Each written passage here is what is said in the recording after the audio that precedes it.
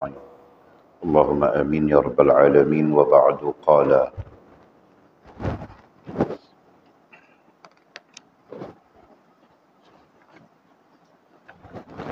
maka tahqiq olehmu akan maqam redha, nescaya hidupmu di dalam senang hati dan rauh dan bahagia.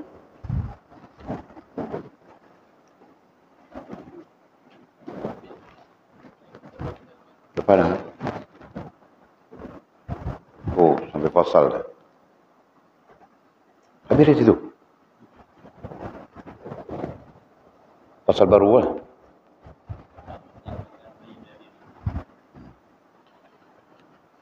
Wa ba'du qala fasal, pada menyatakan menghinakan diri bagi kebesaran Allah. Hai saudaraku, sucikan olehmu akan mahligai hatimu daripada takabur atas makhluk Allah, dan hiasi olehmu akan dia dengan menghinakan diri dan merendahkan diri bagi kebesaran Allah. Maka janganlah kamu ajaibkan dirimu di hadapan Allah, dan jangan takabur atas seorang daripada makhluk Allah. Dan basuh olehmu akan mahligai hatimu daripada najis ajaib dengan air menghinakan diri bagi Allah. Dan buang olehmu akan takabur daripada hatimu dengan mengenal dan mengakukan dirimu hina, seperti tanah yang dijijak orang atasnya. Dan sapu olehmu akan debu, mengakukan diri daripada tempat memandang Allah, kerana ia mencemarkan hati, padahal ia cermin bagi wajhullah. Dan kenal olehmu akan hina dirimu di dalam hatimu, nescaya kamu dapatkan sekaliannya terlebih mulia dan terlebih tinggi daripada dirimu. Maka pandang kehinaan dirinya ini ialah permata yang sangat indah lagi mahal harganya, dan ialah ilmu buat emas bahagia, dan ialah kepala segala harta arif. Maka pandang olehmu akan hina dirimu bagi kebesaran Allah, dan sembunyi olehmu akan kehinaan ini antaramu dengan Tuhanmu. Jangan engkau zahirkan dia bagi seorang daripada makhluk, kerana menghinakan diri kepada makhluk itu haram pada syarak Allah. Maka muamalah olehmu akan manusia dengan tawaduk di atas kadar martabat mereka itu kerana Allah, seperti engkau ajarkan dengan kadar akal mereka itu kerana memeliharakan rahsia Allah. Dan peliharakan olehmu akan hati manusia dengan niat ibadat kepada Allah. Maka jadi engkau diperkenan oleh Allah dan manusia.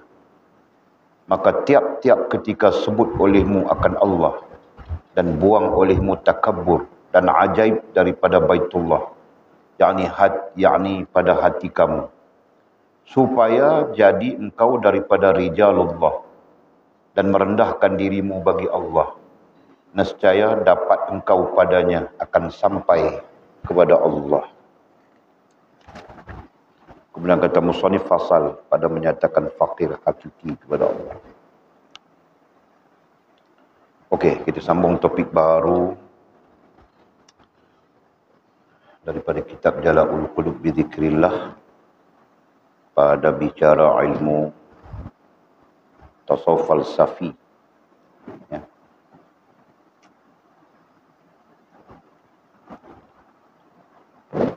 Dan sekali lagi Walid ingatkan, ini tasawuf falsafi sesuatu yang memerlukan daya tanggap yang tinggi, sesuatu yang memerlukan daya tanggap yang tinggi. Jadi kalau tidak ada daya tanggap yang tinggi, nah mungkin saja kita apa dicerita ini, apa cakap ini, nah mungkin begitu saja. Ya, apalagi sifat falsafinya itu menuntut kita berfikir, menuntut kita mengembangkan fikiran. Okey. Dan kalau secara akademiknya, falsafi itu merupakan bahagian daripada rasional. Ya, merupakan bahagian daripada tahap tinggi dalam pemikiran ilmiah. Jadi kerana itu barangkali para ulama menetapkan bahawa falsafi itu diajar kemudian. Walaupun falsafi itu pada dasarnya adalah awal, ya, pada dasarnya. Tetapi dari segi pembelajaran dia diajar kemudian. Ya. Okey. Jadi Walid sebut fakta ini bukan apa ni yang bau-bau. Mungkinlah kan Walid terima komen-komen, Walid terima maklumat-maklumat daripada waris-waris, antaranya daripada Baling, ya. Student daripada Baling kononnya Walid mengajak mereka tak kerti. Memanglah benda Walid mengajak ni baru mengaji 2-3 hari tak kerti. Ya. Sebab itulah kita ada 3 perkara. Ini Walid ulang sebut. Okay. Kita ada 3 perkara. Perkara pertama dipanggil dasar. Perkara kedua dipanggil daras. Perkara ketiga dipanggil kajian. Kita sebut kajian kitab. Okey. Jadi kalau kita tidak belajar, kalau kita tidak pernah belajar dasar, okey, kita pun tidak akan faham apa yang kita daraskan. Dasar, apa itu dasar? 1, tasawur. Kedua, fardu ain. Ya. Ketiga, Quran. Keempat kita masukkan jawi. Ini kita masukkan saja. Nah, ini dasar. Terutamanya ini dan ini dan ini. Nah, ini yang baru-baru di kita ada 2 orang baru. Akan ada minggu depan 10 orang lagi. Okey. Okey, ini dipanggil dasar. Dan kita ada tambahan sem pertama, sem kedua. Sem kedua, sem pertama kadang-kadang cantum saja kita ada tambahan. Ini satu fasa. Kita ada tambahan yang kelima, asasul usul. Asasul usul kita pakai Fathur Rahman sebagai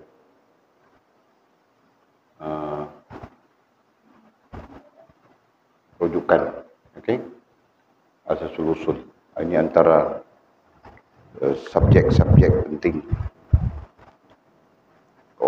untuk dipelajari. Nah, inilah yang dinamakan sebagai, ya, semua ini dinamakan sebagai dasar. Selepas faham ini, jelas ini, boleh ini, baru boleh pergi kepada tahap kedua. Dipanggil daras. Ini tentang kamu yang belajar. Tentang Walid yang mengajar, Walid akan menggunakan semua pendekatan. Ya. Walid akan gunakan semua pendekatan. Ada kalanya Walid patah balik ke dasar. Selalunya macam itu. Betul? Kan? Selalu saya boleh sebut, ini kita belajar di dasar, ini kita belajar di dasar, ini kita belajar di dasar. Ada kalanya Walid terus dengan daras. Ya. Dan ada kalanya sifat umumnya adalah kajian kitab. Ini sifat umum. Jadi daripada teks-teks yang kita baca, kitab-kitab yang kita baca, kita akan mengulangi apa yang menjadi dasar dan apa yang menjadi daras. Okey? Jadi persoalannya dasar itu apa? Dasar itu itulah yang kita belajar. Okey? Yang kedua daras. Daras artinya pencerahan kepada apa yang kita belajar di dasar. Itu dipanggil daras. Ya. Kadang-kadang kita baca teks-teks kitab ini, nah kita patah balik, kita terangkan, itu dipanggil daras. Faham tak? Yang paham nanti bagi paham, yang tidak paham. Itu dipanggil daras. Nah, kemudian kita sekalikan dengan kajian kitab. Ya. Oleh kerana kita lebih kepada, bukan lebih, kita menggunakan dua pendekatan, talaqi mu'assarah. Talaqi itu berarti kita bacakan kitab. Mu'assarah berarti kita memberikan penjelasan. Jadi menggunakan dua-dua kaedah ini kita namakan sebagai kajian kitab. Jadi apa tujuannya kajian kitab? Kajian kitab tujuannya supaya kita dapat mengutip berbagai pandangan, berbagai pendapat, berbagai hujah, ya, dan mengukuhkan maklumat yang kita ada. Nah, itu tujuannya kajian kitab. Jadi kita baca kitab ini, kita baca kitab itu, kita baca kitab ini. Kitab ini mungkin ada 5 pandangan, kitab itu mungkin ada 5 pandangan, kitab ini mungkin ada 5 lagi pandangan. Jadi 15 pandangan terhimpun di situ. Nah, itulah tujuannya kajian kitab, ya. Jadi kalau penjelasan kita, kajian kitab ini untuk mengukuhkan maklumat yang kita ada. Nah, itu ke arah untuk menjadikan diri kita alim. Nah, jadi kita bukan terhenti dengan satu kitab saja. Kan? Kalau kita mau berhujah, apalagi mau berhujah, nah kita berhujah dengan banyak teks-teks ilmiah. Itu tujuannya. Nah, jadi boleh dapat maklumat-maklumat mengatakan ada yang nak berhenti, Hakimi mungkin berhenti, Badli pun mungkin berhenti sebenarnya. Dan alasannya ialah Walid mengajar tidak paham. Otak baru sebesar ini, dia mau paham 10 jari macam mana? Sebab itulah kita ada dasar, kita ada pengajian dasar. Betul kan? Nah, itu. Jadi Walid mau bagi tahu dululah. Jadi untuk semua yang mengikuti pengajian kita, pastikan kita selesai satu-satu. Kan? Nah, sekarang kita kajian kitab. Contoh Walid baca kitab ini. Ini termasuk di dalam kajian kitab. Walaupun kajian kitab, Walid akan patah balik ke daras, memberi penjelasan. Dan Walid akan patah balik juga ke dasar. Ya. Nah, selalunya macam itu. Nah, jadi pastikan kita memahami setiap satu perjalanan ini, ya. Setiap satu perjalanan ini kita faham apa dasar, apa daras, apa kajian kita. Pastikan itu. Nah, ini cara belajar kita. Kalau ditanya cara belajar ini ambil daripada mana? Boleh gabungkan antara pengajian klasik, pengajian turos dengan pengajian universiti. Faham tak? Kaedah pengajian. Nah, macam itu. Jadi kalau otak kamu cekap, bukan makngot, insya-Allah jaya. InsyaAllah cepat mencapai keilmuan. Tapi kalau makngot, nah itu Walid tak boleh buat apa lah. Kan? Kadang-kadang otak kita makngot juga. Slow. Pick up slow. Nah, mau buat macam mana? Mungkin dosa-dosa diri sendiri. Walid pun tidak tahu itu. Ya kan? Tapi Walid masa belajar dulu, pick up Walid memang cepat. Nah, memang cepat. 17 kitab satu hari. Berarti 17 perkara yang mesti dinotakan untuk dibentangkan. Satu hari 17. Ya, 17 kitab. Jadi setiap satu kitab itu perlu dibentangkan. Bayangkan, Walid terpaksa takhrij. Ya, Walid kena takhrij nota untuk bentangkan 17 nota. Nah, kamu orang buat 4 nota pun kelang kabut sudah. Kan? 17 nota itu terlibat dengan apa lagi? Terlibat dengan khidmat kepada penghafal Al-Quran. Masak, cari 3 kali masak. Nah, itu pun Walid boleh buat 17 nota. Jadi disitulah pentingnya minda kita jangan mangot, jangan lembab, jangan blur. Nah, itulah pentingnya. Jangan, oh kami ini blur lah, kenapa tidak blur? Kau tidur lepas subuh, memangnya akan blur. Kau tidur lepas asar, memangnya akan blur. Siapa-siapa pun. Nah, jadi sebab itu, ya, sebab itu. Jadi Walid sudah menggunakan kaedah yang pada Walid sangat memberangsangkan. Ya, Walid pernah buat satu college dan berjaya. Semua student berjaya kecuali seorang saja. Dia belajar separuh, dia balik. Dia tidak boleh tinggal aweknya. Aweknya mau menikah dengan orang lain, dia pun lari balik. Pujuk-pujuk aweknya, akhirnya mengaji pun tinggal, aweknya pun menikah dengan orang lain. Itulah satu kebodohan kan. Yang lain 298 orang student Walid, ya. 298 orang, semua grade. Jadi pendekatan yang Walid gunakan ini pendekatan yang sangat membantu untuk berjaya. Sangat membantu untuk kita mendapat ilmu dan berjaya. Sangat.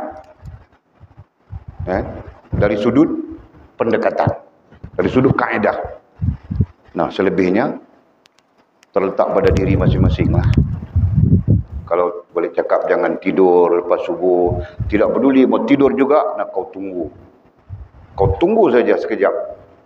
Kepala kau akan blur. Belajar pun tidak boleh. Itu saja. Ini Walid cakap berkali-kali. Walid mau rotan tak boleh lah. Kan? Mau pergi rotan sapuan. Sapuan kalau rotan dia kecil-kecil, dia tak rasa apa. Dia kena bagi dengan 3,5-2 punya kayu tu baru dia mungkin berasa. Kan? Jadi tak boleh lah. Jadi kita masing-masing dah besar, masing-masing dah. Belajar untuk bertanggungjawab. Begitu. Ya. Belajar untuk memperbaiki kelemahan-kelemahan. Itu sepatutnya. Jangan kita ikut keadaan, itu bahaya kita. Okey, jadi Walid patah balik, dasar Walid atur, kaedah metod Walid atur ni, kalau kamu orang betul, kamu orang akan berjaya. Percayalah Walid cakap.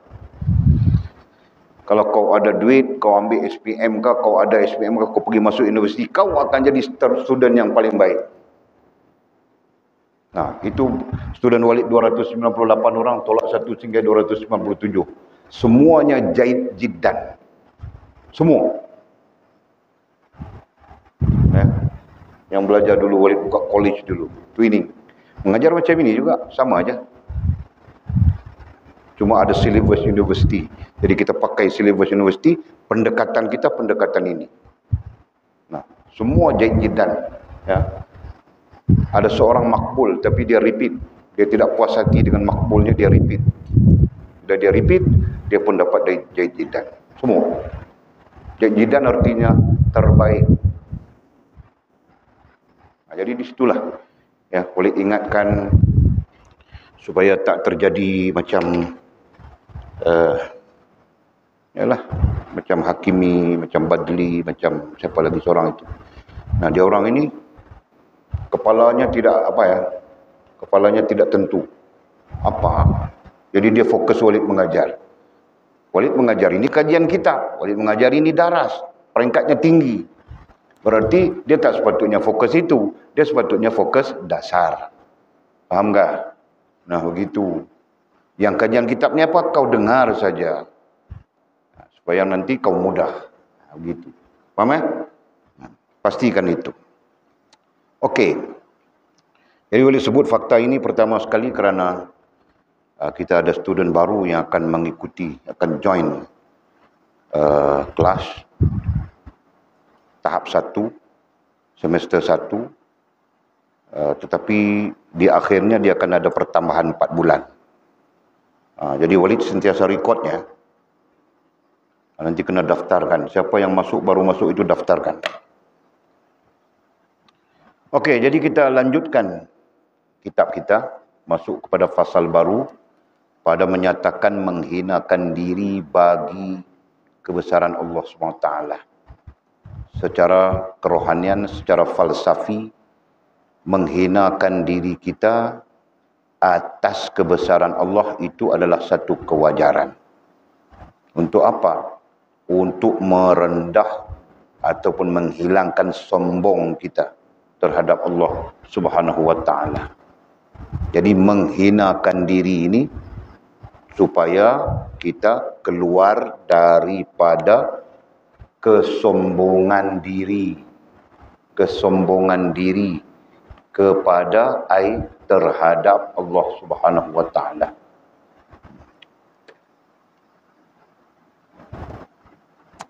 Ya, manusia, hamba-hamba Allah ini, kalau dia tidak kenal Allah, kalau dia tidak faham Allah, ya, mereka akan hidup dalam keadaan menyombong diri terhadap Allah SWT. Nah, itu secara umum ya. Sombong saja. Kenapa sombong? Karena mereka merasakan mereka tidak terikat dengan Allah. Mereka merasakan mereka tidak berhajat kepada Allah. Ya kan? Nah, sombong. Apa tanda-tanda kesombongan manusia terhadap Allah? Nah, tidak mau taat dan patuh kepada Allah Subhanahu wa taala. Nah, itu bagian daripada tanda-tanda kesombongan kita manusia terhadap Allah Subhanahu wa taala. Betul lah. Tidak solat sebagai contoh, ya kan? Kalau orang perempuan itu adalah waktu-waktu dia tidak solat, tetapi menerima solat itu, ya kan, satu hal. Kemudian melakukan solat itu satu hal. Berapa ramai orang yang tidak solat, dan langsung tidak ada rasa takut, tidak ada rasa dimurkai oleh Allah Subhanahu wa taala dan sebagainya. Nah, itulah sombong. Jadi kesimpulannya, sombong, menghinakan diri ini, menghinakan diri bagi kebesaran Allah ini adalah untuk menghilangkan, ada juga yang menggunakan istilah menundukkan. Karena sombong itu adalah bagian daripada nafsu, maka mereka menggunakan istilah menundukkan. Tapi lebih wajar kita menggunakan istilah menghilangkan, membersihkan sombong diri kita terhadap Allah Subhanahu wa taala. Nah, okey. Kemudian kata musannif, hai saudaraku, sucikan olehmu, sucikan ay bersihkan, sama saja istilahnya. Sucikan ay bersihkan. Bersihkan apa? Akan mahligai hatimu, akan mahligai hatimu. Ini perkataan mahligai ini sebagai majas saja. Ada yang menyebut lubuk hati dan sebagainya lah. Jadi hakikatnya adalah hati kita.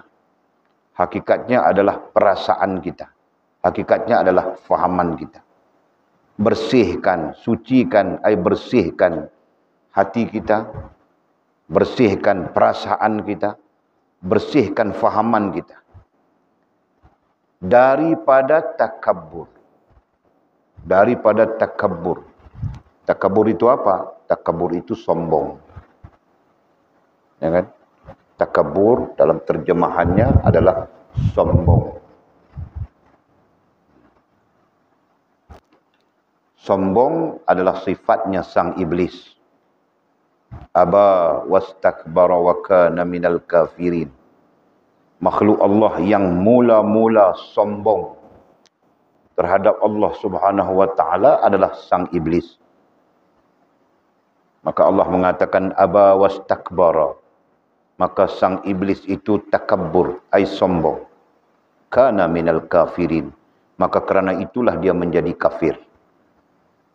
Ya. Jadi kerana sombongnya sang iblis, maka dia menjadi kafir di sisi Allah SWT. Demikian juga ya, dalam soal kerohanian, sombongnya kita, ya, sombongnya kita terhadap Allah SWT pada hakikatnya boleh menyebabkan kita jadi kufur kepada Allah SWT. Jadi sesuatu yang sangat perlu kita berhati-hati. Nah, maka kerana itu musannif mengatakan sucikan, itu satu kata kerja ya. Sucikan berarti ambil tindakan. Sucikan berarti lakukan. Sucikan berarti laksanakan. Apa? Kebersihan, membersihkan hati kita. Daripada takabur, ai sombong atas makhluk Allah. Ya. Daripada takabur, ai sombong atas makhluk Allah. Jadi maksud atas makhluk itu terhadap makhluk. Kerana sombong kita terhadap makhluk, maka sombong kita terhadap Allah Subhanahu wa taala. Kenapa? Kerana Allah Subhanahu wa taala lah yang menciptakan makhluk dan segala perbuatan makhluk. Ya. Fa'alul lima yurid. Allah Subhanahu wa taala lah yang menciptakan apapun yang manusia lakukan, apapun yang hamba-Nya lakukan.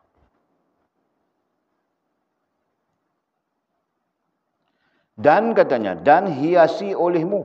Nah, setelah kita sucikan, bersihkan, hiasi olehmu akan dia, hiasi olehmu akan dia hati, dia perasaan, akan dia ai hati, ai perasaan, ai fahamanmu dengan menghinakan diri.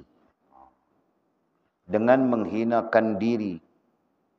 Menghinakan diri dan merendahkan diri. Dua hal yang berbeza, tapi sering disatukan. Menghinakan diri, ya Allah, aku ini hamba-Mu yang lemah. Aku ini pendosa, ya Allah. Ampunkanlah dosa. Aku ini banyak salah, ya Allah. Aku ini jahil, ya Allah. Aku ini apa-apa dan apa. Begitu. Itu menghinakan diri. Sedang merendahkan diri itu adalah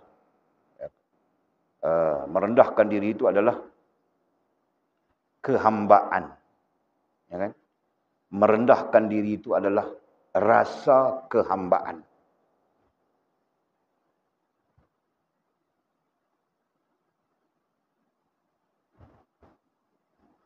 Ada beza ya.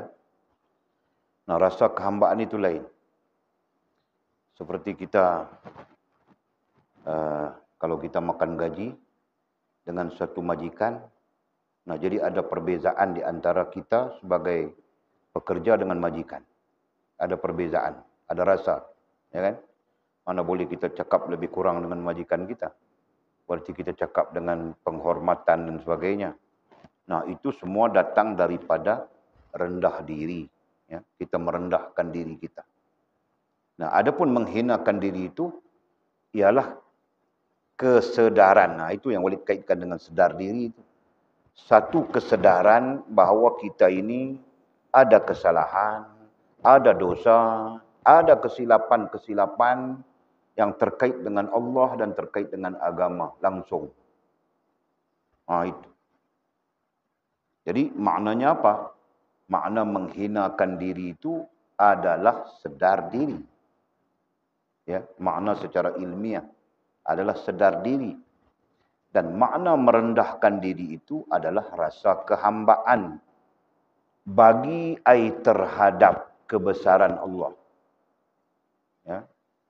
Jadi kita ada rasa rendah diri, ada rasa kehambaan, dan atas rasa kehambaan itulah kita menghinakan diri kita. Nah, ini terkait dengan Allah ya, bukan terkait dengan makhluk. Yang kita tuturkan di sini oleh musannif adalah terkait dengan Allah. Nanti ada tentang makhluk. Jadi sepintas perbincangan kita yang lepas-lepas, macam kita sebut, semua orang tahu Allah Maha Hebat, Allah Maha Besar, Allah Maha Agung. Semua orang pandai sebut. Ya kan? Tapi apakah lahir, apakah ada pada sebutan-sebutan orang yang pandai sebut itu tadi, merendahkan diri dan menghinakan diri. Nah, kalau ada, berarti sebutan itu betul. Allah Maha Besar, Allah Maha Agung, Allah Maha Sempurna, Allah Maha segala-gala yang kita kaitkan. Kalau sebutan Allah Maha, segala Maha yang kita sebutkan tadi, disertakan dengan rasa kehambaan, artinya merendah diri. Kemudian disebutkan itu dengan sedar diri, ya. Yang kita sebut di sini menghinakan diri, maka sebutan itu betul. Maksudnya, sebutan kita Allah Maha Besar, sama ada kita sebut langsung dalam bahasa kita ataupun kita sebut dalam kaedah tasbih, dalam kaedah zikir misalnya. Subhanallah, alhamdulillah, Allahu akbar. Sebutan kita itu menjadi betul, menjadi benar sekiranya disertakan dengan rasa kehambaan dan sedar diri. Boleh faham tak? Nah, itu boleh tulis ya. Contoh,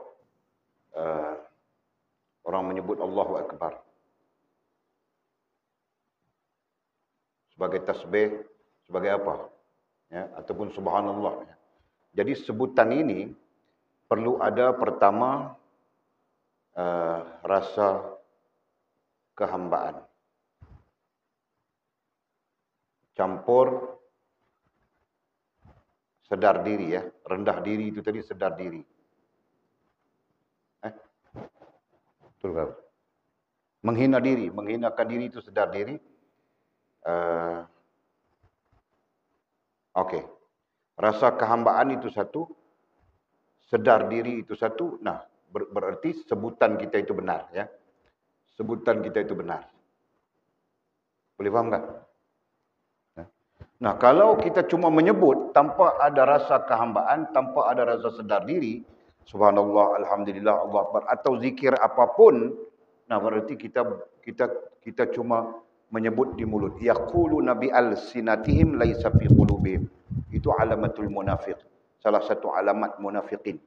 Salah satu tanda orang munafik, Allah sebut di dalam Al-Quran, yaquluna bi alsinatihim laisa fi qulubihim. Ayat apa cik? Cek tengok.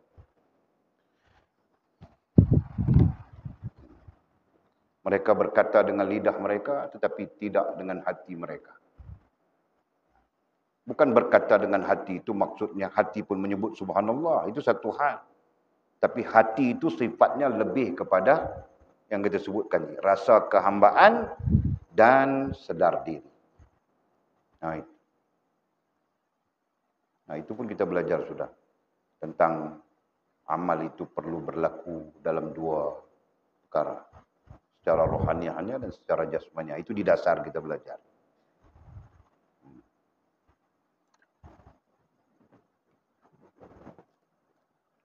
Yaquluna bi alsinatihim laisa fi qulubihim. Mereka berkata dengan lidah mereka, Allahu Akbar, subhanallah, alhamdulillah, la ilaha illallah. Macam-macam mereka berkata.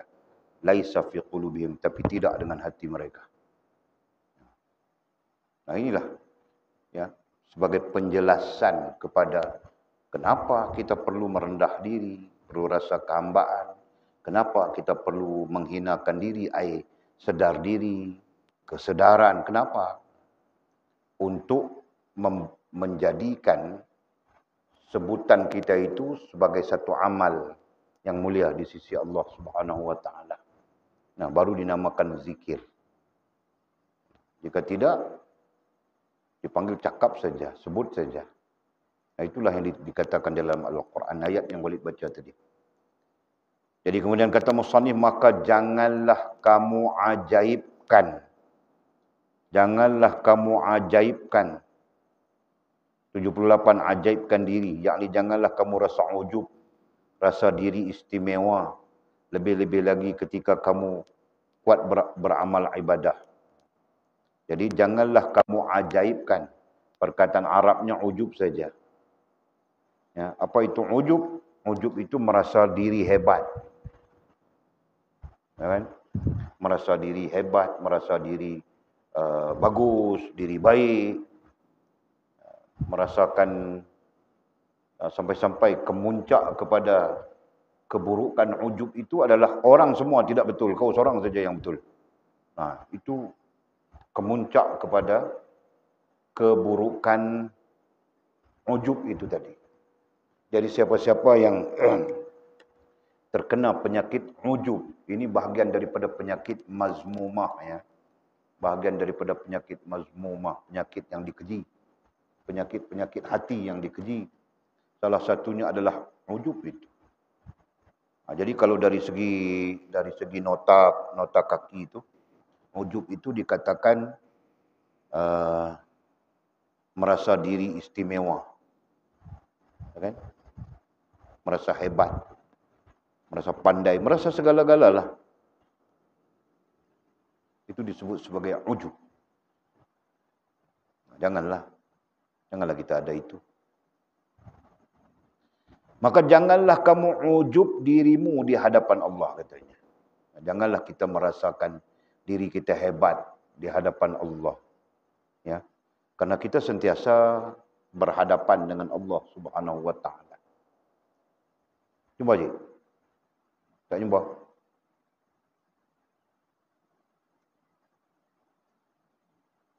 Hantik apa? Arab kan Melayu? Tak makna dia. Ha? Mereka berkata dengan lidah mereka, tetapi tidak dengan hati mereka.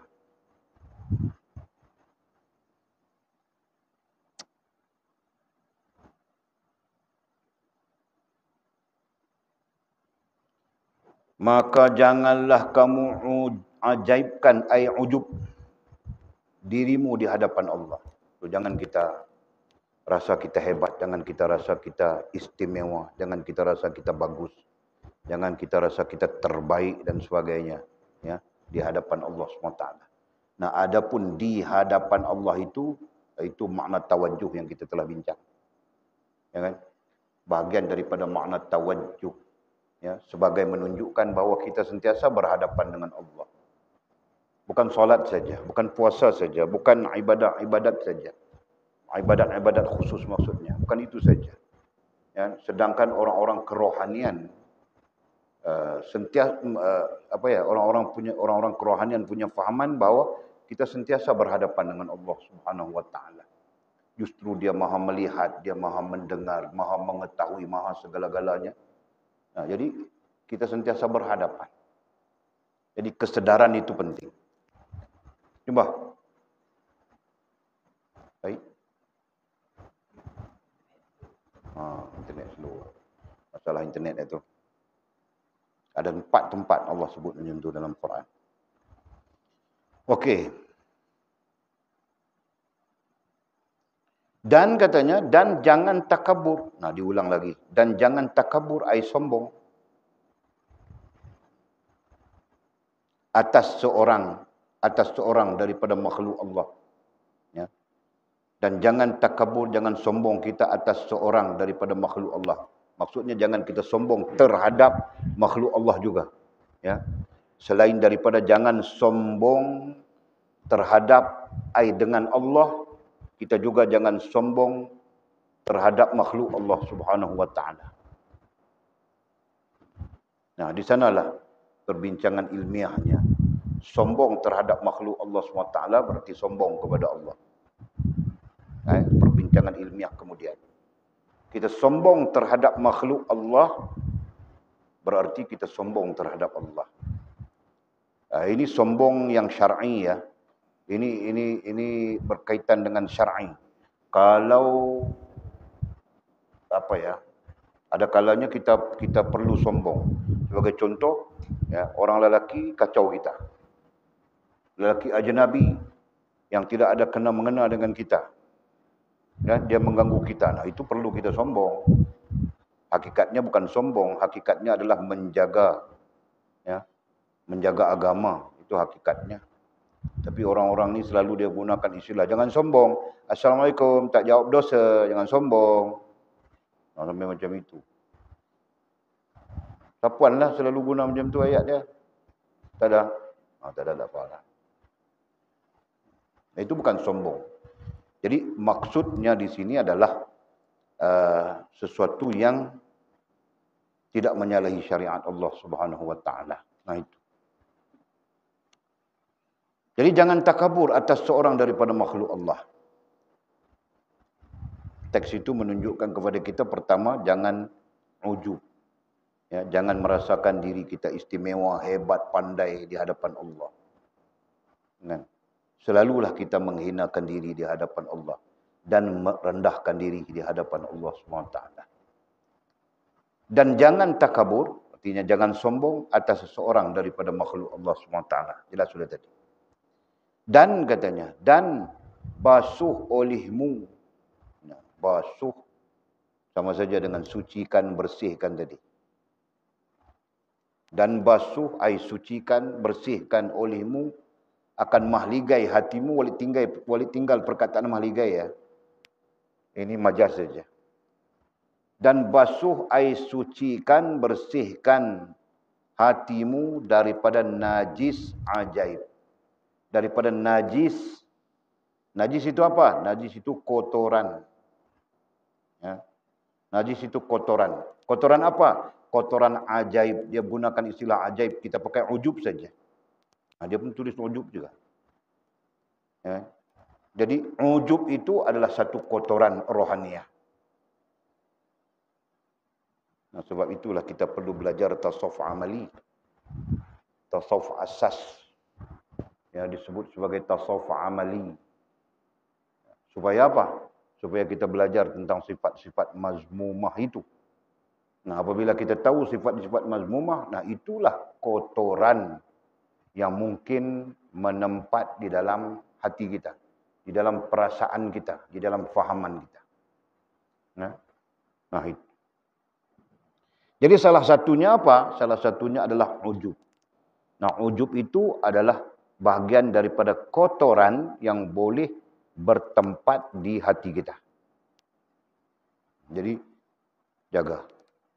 Jangan sampai kita rasa hebat, jangan sampai kita rasa istimewa, jangan sampai kita rasa kita lebih daripada orang lain, ya kan? Karena ada kisah-kisah para aulia Allah Subhanahu wa taala. Antaranya siapa ya? Kisah Ibrahim bin Adham. Ya, waliullah Syekh Ibrahim bin Adham yang suatu hari dia berjalan. Nah, ini kisah waliullah ya. Kita mau macam mana? Kisah itu diriwayatkan secara mutawatir oleh para alim ulama. Jadi Ibrahim bin Adham ini pernah bercakap dengan seekor anjing. Dia lihat anjing itu sedang menyelongkar sampah. Nah, dia pun menghinakan anjing itu. Dia menghina saja anjing. Oh, anjing ini buka makan kotor saja. Tiba-tiba anjing itu bercakap dengannya. Kau tidak lebih mulia daripadaku, katanya. Nah, anjing itu bercakap dengan dia bahawa kau, wahai Ibrahim bin Adham, tidak lebih mulia daripadaku. Kenapa anjing bercakap begitu? Wallahu alam, kita pun tidak. Ini percakapan antara aulia Allah Subhanahu wa taala dengan makhluk-makhluk lain. Kerana ketika itu Ibrahim Adham merasakan dia lebih istimewa daripada anjing itu. Padahal anjing itu pun makhluk Allah Subhanahu wa taala. Nah, Ibrahim bin Adham dia menghinakan makhluk Allah yang bernama anjing itu. Nah, kemudian anjing itu pula bercakap, kau tidak lebih mulia daripada aku. Berarti kau sama saja dengan aku. Kau pun hamba, aku pun hamba. Nah, Ibrahim bin Adham dapat pelajaran daripada situ. Maka dia pun meninggalkan takhta. Ya, Ibrahim bin Adham ini anak raja, tahu kah? Nah, dia pun meninggalkan takhtanya. Ya, berhijrah dia, pergi menuntut ilmu. Join campur kelompok sufi sehingga dia pun menjadi seorang waliullah. Nah, itu Ibrahim bin Adham. Okey, itu kisah ya, banyak terdapat di dalam kitab-kitab. Okey, kemudian katanya, dan basuh air suci, air bersih olehmu akan hatimu daripada kotoran ujub. Dengan, katanya, dengan air menghinakan diri bagi Allah. Jadi dimajaskan, menghinakan diri kita bagi Allah terhadap Allah itu dimajaskan sebagai air. Jadi air itu gunanya untuk membasuh, gitu kan? Maka dimajaskan, dikiaskan, menghinakan diri kita terhadap Allah SWT itu seolah-olah air basuhan bagi membersihkan, menyucikan kotoran ujub yang mungkin ada di dalam hati kita, di dalam perasaan kita. ataupun di dalam fahaman kita. Masya Allah, betul lah. Kadang-kadang manusia ini dia ujub. Nah, ketika itu dia rasa dialah yang pandai.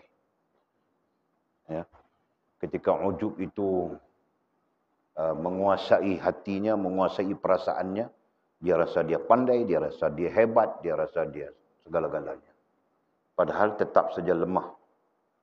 Sampai bila-bila. Nah, itulah dalam ilmu akidah, ilmu usuluddin ditahqiqkan bahawa makhluk lemah selama-lamanya dan Allah Subhanahu wa taala sempurna selama-lamanya. Betul? Nah, itu. Okey. Dan buang olehmu katanya. Dan buang olehmu akan takabur daripada hatimu. Dan buang. Nah itu yang Walid katakan tadi ya.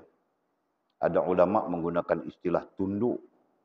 Ada ulama menggunakan istilah hapus. Nah ini buang. Jadi Walid kirakan sama saja. Ya kan? Hapus ataupun buang. Buang ataupun hapus. Ya, sifat takabur daripada hatimu yang mungkin berada di dalam hati kita.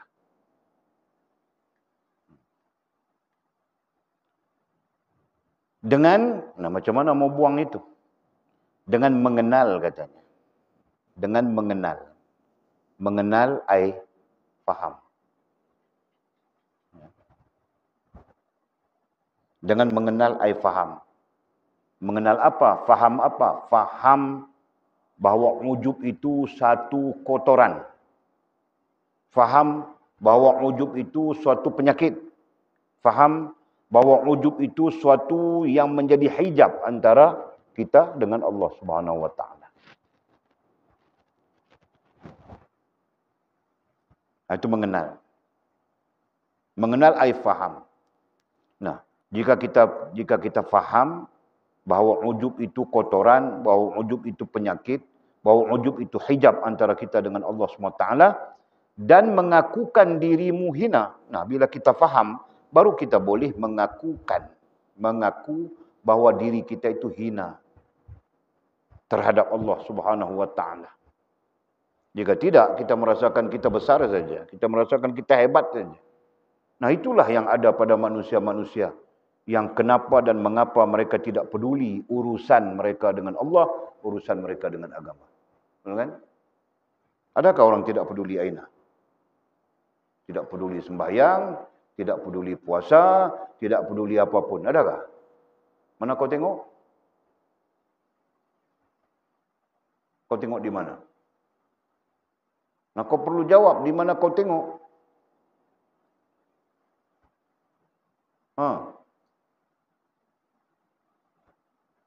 Kantui. Nah, berarti kau tidak pernah tengok. Pernah tengok atau tidak pernah tengok? Pernah? Pernah. Okey. Dan mengakukan dirimu hina. Jadi, berkait rapat ya sebagai pelajaran untuk kita memahami bahawa ujub itu adalah kotoran. Nah, kita kiaskanlah, ini ujub disebut satu sifat. Semua sifat yang namanya mazmumah itu kotoran. Ya. Pada sisi orang-orang kerohanian, sifat-sifat mazmumah itu adalah kotoran-kotoran, najis-najis yang perlu dibersihkan daripada hati kita, daripada perasaan kita, daripada fahaman kita. Jadi, mengenal itu penting. Apabila kita mengenal, artinya kita memahami, maka di sana akan membolehkan kita mengakukan diri kita hina terhadap Allah Subhanahu wa taala. Nah, baru terlepas kita daripada takabur, baru kita terlepas daripada sombong. Katanya seperti tanah yang dijijak orang atasnya. Seperti tanah. Ini pun majaz lah. Tanah ini sebagai majaz. Semua orang pijak dia. Langsung dia tidak sombong. Kan? Mana ada tanah sombong? Kalau tanah itu sombong kepada kita, kita mau pijak apa? Betul kan? Oh, dia sifatnya tanah. Jangan. Jangan kita faham sifatnya tanah. Tanah itu makhluk Allah Subhanahu wa taala. Dia boleh saja menelan kita bila-bila masa kalau diizinkan oleh Allah Subhanahu wa taala. Betul kan? Nah, di Palu, Sulawesi. Sulawesi Palu, Palu nama tempat itu. Tsunami bila tahun berapa? 2000 berapa belas kah itu hari. Nah, berapa ribu orang hilang. Puluh ribu, bukan ribu. Puluh ribu orang hilang. Bukan susah bagi Allah Subhanahu wa taala dan bukan susah bagi makhluk-makhluk Allah Subhanahu wa taala yang besar-besar ini. Begitu jugalah Allah Subhanahu wa taala menghilangkan berapa ramai manusia dengan tsunami. Dengan ribut, dengan apa, macam-macam. Nah, kerana mereka adalah makhluk-makhluk Allah Subhanahu wa taala yang besar, yang hebat. Jadi boleh saja bumi itu menelan dengan izin Allah, menelan mereka-mereka yang takabur kepada Allah SWT. Ya, kerana bumi itu makhluk Allah yang taat dan patuh kepada Allah. Allah, Masya Allah. Nah, jadi katanya, tanah yang dijijak orang atasnya, tidak pernah dia sombong. Kita yang dijadikan daripada tanah ini yang sombong. Ya, Pak Hamka ada menyebut, Profesor Hamka, dia ada menyebut tentang itu. Kenapa kita perlu sombong? Sedangkan kita datang daripada tanah, makan daripada hasil tanah, dan akan kembali menjadi tanah. Betul kan? Allah, Masya Allah, betul lah. Jadi kita mau sombong apa? Mau sombong apa dengan Allah terutamanya? Mau sombong apa dengan makhluk Allah Subhanahu wa taala? Jadi tidak perlu kita sombong. Kan? Dengan makna yang ilmiah ya, dengan makna yang ilmiah boleh sebutkan tadi.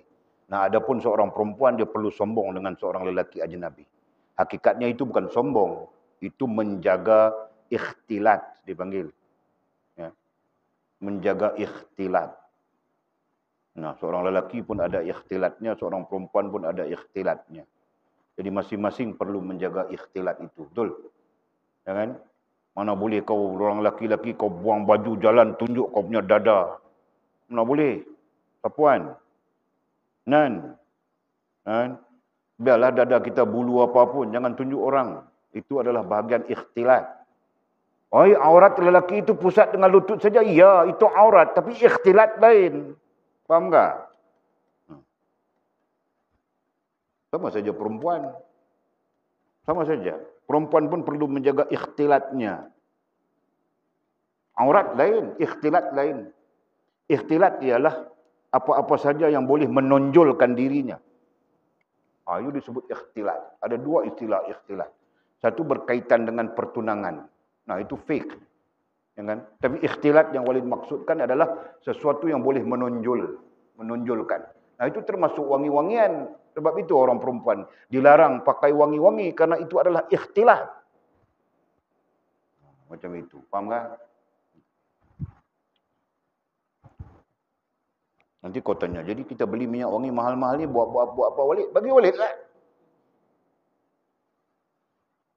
Aku pakai sorang-sorang tu dalam bilik itu. Orang lelaki kena pakai minyak wangi. Kalau tak pakai minyak wangi tak boleh bau kambing lah, bau lembu lah. Okey. Jadi jelas jelas fakta ini, fakta falsafinya jelas.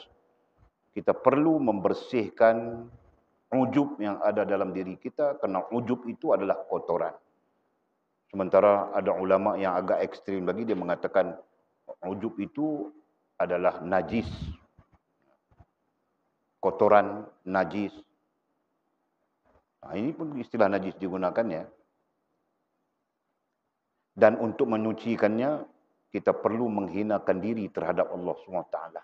Kita hinakan diri kita terhadap Allah. Nah, adapun perkataan menghinakan diri, kita simpulkan di dalam sedar diri. Ingat ya. Nah, itu. Jadi sedar diri kita siapa. Sedar Allah SWT itu siapa. Mau langgar-langgar perintahnya, mau bercanggah-canggah hukumnya. Kenapa? Nah, begitu.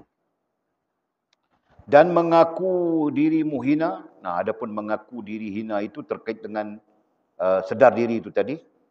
Ya, seperti tanah yang dijejak orang atasnya. Jadi majas tanah dijejak orang itu artinya tanah begitu reda. Dia tidak menyombong diri dia terhadap orang-orang ataupun makhluk yang memejaknya. Nah, mungkin saja nanti orang berbincang, itu adalah sifat semula jadi dan sebagainya. No. Ya, bukan. Jangan gunakan istilah sifat semula jadi untuk meliberalkan pemikiran. Itu salah. Ya. Tapi kalau kita menggunakan istilah sifat semula jadi merujuk kepada tabi'i, nah itu sah. Kan? Tapi tetap saja yang namanya tanah itu makhluk Allah, dia menjalankan perintah Allah. Ketika Allah SWT memerintahkan supaya menenggelamkan kaum Ad, kaum Samud, kaum Madian, maka dia menenggelamkan kaum Ad, kaum Samud, kaum Madian. Nah, begitulah. Okey. Kemudian katanya, dan sapu olehmu akan debu. Dan sapu olehmu akan debu. Perkataan sapu, nah sapulah, kita pun guna istilah sapu. Sapu kotoran, sapu sampah dan sebagainya. Nah, mungkin saja di sini dia menggunakan istilah debu. Dan sapu olehmu akan debu. Nah, debu itu bahagian daripada yang disifatkan sebagai kotoran. Ya kan? Tapi dalam konteks fik, debu itu bukan kotoran. Nah, debu yang kita gunakan untuk tayamum, gitu kan?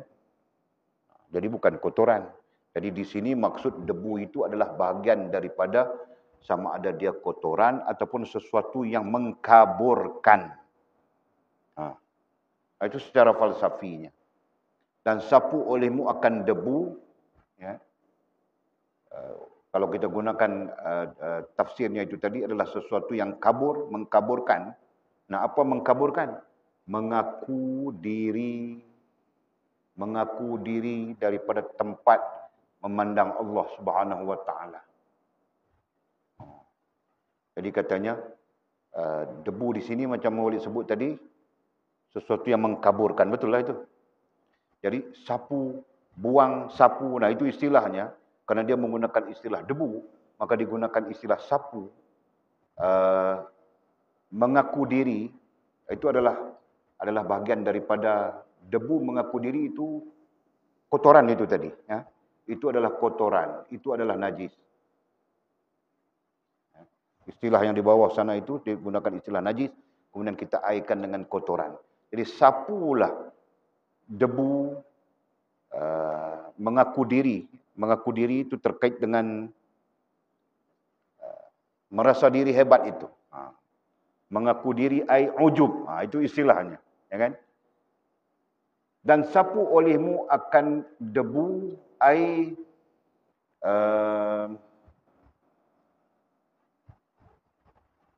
sesuatu yang mengkaburkan hati kita, ya. Sesuatu yang mengkaburkan hati kita daripada tempat memandang Allah. Nah, tempat memandang Allah itu hati. Daripada tempat memandang Allah. Ya. Tempat memandang Allah itu hati. Secara am, ya. Kalau secara khusus, memandang itu ada 3. Betul? Memandang dengan mata kasar. Memandang dengan mata akal. Dan memandang dengan mata hati. Itu secara khusus. Ya kan? Particulars. Tapi kalau secara umum, nah, digunakan istilahnya memandang dengan hati. Betul? Nah. Jadi katanya, sapulah. Sapukan debu-debu yang menjadi kabur, yang mengkaburkan hati kita. Ya. Yang mengkaburkan mata hati kita dalam memandang Allah Subhanahu wa taala. Nah, itu satu hal lah. Betul lah. Sekarang pun hati kita kabur saja dalam memandang Allah. Memandang Allah yang selalu Walid tahqiqkan adalah memandang hak Allah SWT. Betul kan? Nah, itu tahqiqnya. Jadi kalau sebut memandang Allah, nanti kita mungkin salah faham. Allah nampak macam apa? Macam orang kah? Nampak macam pokok kah? Nampak macam apa kah? Nah, itu kesalahan-kesalahan yang mungkin berlaku. Nah, justru kita tahqiqkan supaya tidak berlaku kesalahfahaman. Kita tahqiqkan dengan memandang Allah ialah memandang hak Allah Subhanahu wa taala. Nah, selamat kita di situ. Jadi apa itu memandang hak Allah? Sama ada kita menyebut memandang kesempurnaannya, kebesarannya, keindahannya, jalalah, kamalah dan jamalah. Itu.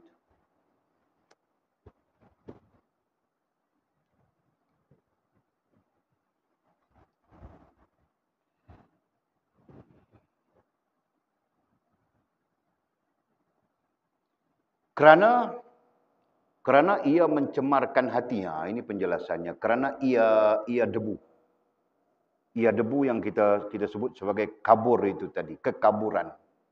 Kerana ia debu dalam teks di atas tadi yang kita sebut mengkaburkan hati itu. Kerana ia debu mencemarkan hati. Itu teksnya. Kerana ia air debu mencemarkan hati kita. Padahal ia hati.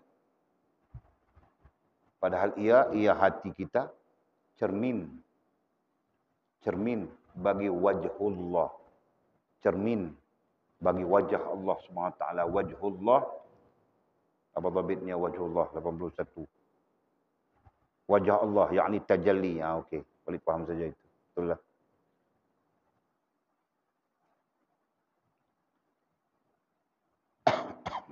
Kerana ia hati, kerana ia debu.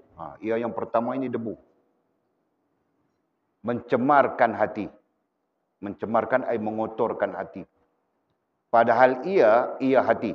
Jadi ia yang kedua itu hati, ia hati. Cermin bagi wajhullah. Cermin bagi wajhullah maksudnya katanya di sini tajalli. Yakni tajalli ataupun tajalli Allah. Nah, kita senang saja. Tempat tajalli Allah Subhanahu wa taala. Ya. Tempat hati kita itu adalah tempat tajalli hak Allah Subhanahu wa taala. Nah, itu ayat yang selamat. Ya, kerana hati kita adalah tempat tajalli hak Allah Subhanahu wa taala. Jadi perkataan wajhullah itu didhabitkan dengan hak Allah Subhanahu wa taala. Jadi cermin itu. Padahal ia hati cermin. Cermin itulah tempat tajalli. Kan? Cermin itu tempat pantulan. Jadi majas kepada cermin itulah tajalli tadi. Tajalli itu adalah pantulan bagi hak Allah Subhanahu wa taala. Jadi ayat itu selamat. Kita tengok langit, tengok apapun, kita nampak kebesaran Allah SWT. Kenapa? Karena pantulan cerminan hati kita itu akan hak Allah SWT.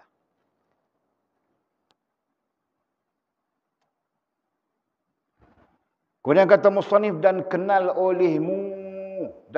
olehmu akan hina dirimu di dalam hatimu. Nah, kita pun kena kenal, ai faham. Perkataan kenal di sini lebih kepada faham ya. Dan kenal ai faham olehmu akan hina dirimu di dalam hatimu. Jadi tentang kita menghina diri kita, ai sedar diri, betul kan tadi? Menghina diri kita itu ai sedar diri kita itu, ya, di dalam hati kita itu pun kita perlu faham. Jangan sampai kita tidak faham. Nah, di sinilah antara lain kenapa pentingnya tasawuf kerohanian. Ya kan? Kenapa pentingnya tasawuf kerohanian? Ada orang menyebut pentingnya tasawuf ini kerana mengenali adab. Adab itu satu hal. Ya. Seolah-olah adab itu satu hal yang sangat luas. Dan mengenal hati kita, memahami hati kita, ataupun memahami hati kita, memahami tentang sedar diri dan sebagainya, ini satu hal lain. Betul kan? Boleh faham tak boleh sebut macam itu? Macam ini ya.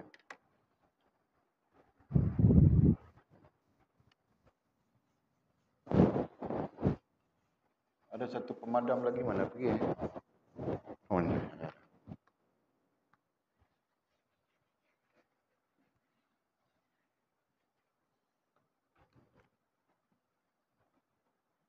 Nah, kita katakan begini, ini adab. Adab meliputi yang kita sebutkan tadi, kenal hati. Ya, kerana dia berada di dalam diri. Betul? Ha, jadi adab itu meliputi diri. Hati itu bahagian daripada diri. Rohaniah, jasmaniah itu bahagian daripada diri. Betul? Nah, jadi adab itu perlu meliputi. Jadi sebab itulah secara ilmu, nah Walid katakan dan kenal olehmu, kenal apa ya? Kenal ai faham olehmu. Faham apa? Faham adab terutamanya. Nah, nanti baru kita tahu, oh ini adalah adab dengan Allah. Ini adalah adab dengan agama. Ini adalah adab dengan sesama makhluk. Nah, baru kita tahu. Ya, kerana kita faham. Kalau kita tidak faham, nah kita mungkin saja tidak tahu bahwa itu adalah bahagian daripada adabnya kerohanian. Betul kan? Itu penting. Jadi faham olehmu akan hina dirimu di dalam hatimu. Jadi kita faham. Kenapa kita perlu menghina diri kita di hadapan Allah Subhanahu Wa Taala? Kenapa kita perlu merendah diri dan sebagainya? Ataupun kenapa kita perlu sedar diri kita terhadap Allah Subhanahu Wa Taala? Nah, semuanya itu terungkap di dalam adab. Ya, terungkap di dalam adab. Itu. Okey. Nescaya kamu dapatkan sekaliannya terlebih mulia dan terlebih tinggi daripada dirimu. Betul. Ya kan? Apabila kita faham akan hina dirimu di dalam hatimu, berarti kita faham hinanya diri kita. Kita sedar diri kita. Ya kan? Walid lebih senang dengan perkataan sedar diri saja. Apabila kita sedar diri kita, nescaya kamu dapat sekaliannya terlebih mulia dan terlebih tinggi daripada dirimu. Kita akan dapati apa? Makhluk-makhluk Allah Subhanahu Wa Taala. Ada banyak lagi yang lebih mulia, lebih tinggi daripada kita. Betul lah. Bila kita sedar diri kita, kita pun nampak kekurangan-kekurangan kita. Nah, baru kita akan faham kenapa Allah SWT memuliakan makhluk-makhluknya yang lain. Allah menyebut tentang dalam ayat apa? Yusabbihu lillahi ma fis samawati wal ardi. Dalam ayat-ayat yang bermula dengan sabbaha, yusabbihu. Ya. Allah mengatakan bahawa seluruh makhluk Allah Subhanahu Wa Taala yang ada di 7 petala langit, yang ada di 7 petala bumi, semuanya bertasbih kepada Allah. Tafsiran tasbih itu adalah taat dan patuh kepada Allah Subhanahu Wa Taala. Artinya apa? Artinya seluruh makhluk yang menempat di langit, yang menempat di bumi, mereka taat dan patuh kepada Allah SWT. Nah, pada ayat lain, yang tidak taat, tidak patuh ini, ada yang taat, ada yang patuh, ada yang tidak taat, tidak patuh ini, hanya jin dan manusia. Ya. Makhluk Allah yang daripada bangsa jin, makhluk Allah daripada bangsa manusia. Nah, ini yang apa? Yang selalu, yang bercanggah, yang tidak taat dan tidak patuh kepada Allah Subhanahu Wa Taala. Nah, justru kaitannya dengan teks ini, apabila kita memahami, ya, kita memahami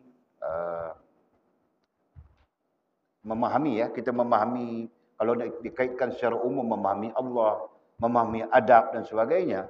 Nah, kita akan menghina diri kita, kita akan sedar diri. Nah, jadi tobit sedar diri ya, supaya kita tidak bercanggah. Kita akan sedar diri. Nah, apabila kita sedar diri, nescaya kamu dapat sekaliannya terlebih mulia dan terlebih tinggi daripada diri. Apabila kita sedar diri, kita akan dapati pokok itu lebih mulia daripada kita. Kita akan dapati kambing itu lebih mulia daripada kita. Kita akan dapati haiwan itu lebih mulia daripada kita. Kita akan dapati makhluk-makhluk Allah SWT semuanya mulia daripada kita. Fahamkah? Nah, kecuali jin dengan manusia saja. Ada yang taat, ada yang derhaka kepada Allah Subhanahu Wa Taala. Betul? Allah menyatakan begitu. Allah, betul lah. Nah, kerana itu peristiwa Ibrahim bin Adham yang Walid ceritakan ringkas tadi diriwayatkan oleh para ulama sampai ke kita. Padahal Ibrahim Adham itu tabi'in dia. Tahu tak? Tabi'in akhir dia. Sudah berapa ribu tahun Tapi riwayat itu terus segar, terus berjalan. Karena apa? Karena ada pengajaran di situ rupanya. Ya, anjing itu ketika Ibrahim bin Adham merasakan dia lebih mulia daripada anjing, nah anjing itu menuturkan kamu tidak lebih mulia daripada aku. Masya Allah. Nah itulah dia.